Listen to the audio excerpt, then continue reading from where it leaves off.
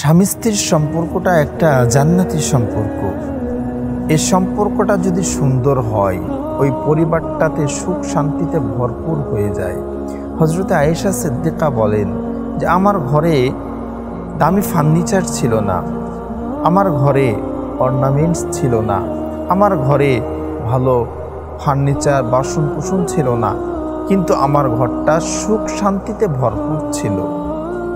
এই হাজব্যান্ড ওয়াইফের সম্পর্কটা এমন একটা সম্পর্ক, এই সম্পর্কটা যদি বজায় থাকে, ঠিক থাকে, তবে এই সম্পর্কের মাধ্যমে জান্নাতি সুখ অনুভব করা যায়। আর এই সম্পর্কটা যদি নষ্ট হয়ে যায়, তাহলে ওই পরিবারটা একটা জাহান্নামের গর্ত হয়ে যায়। অধিকাংশ কারণে আমরা দেখে থাকি যে স্ত্রী বা স্বামী এই উভয়ের যে কোনো একজন, তারা নিজেদের মধ্যে ভুল বোঝাবুঝির কারণে তাদের সংসারে অশান্তি নেমে আসে।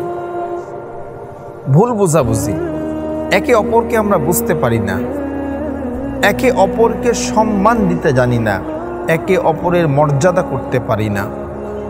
একটা স্বামী যখন বাহির থেকে বাড়িতে আসে, সে কত রকম পেরেশানি নিয়ে আসে, কত রকম চিন্তা নিয়ে আসে, শারীরিক ক্লান্তি নিয়ে আসে।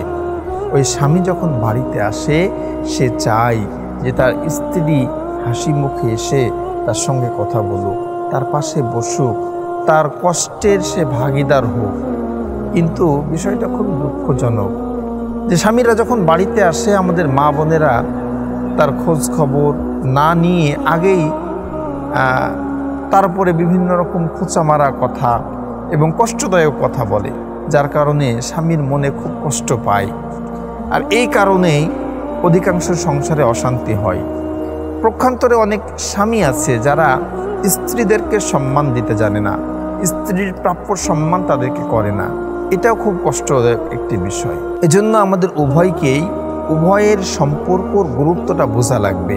একজন স্বামী তার স্ত্রীর যতটুকু মর্যাদা তাকে দান করবে, একজন স্ত্রী তার স্বামীর যতটুকু অধিকার তাকে সে দিবে, ভালোবাসা দিবে, তাকে রেসপেক্ট করবে, তবেই স্বামী স্ত্রীর সম্পর্কটা, সংসারটা সুন্দর হবে।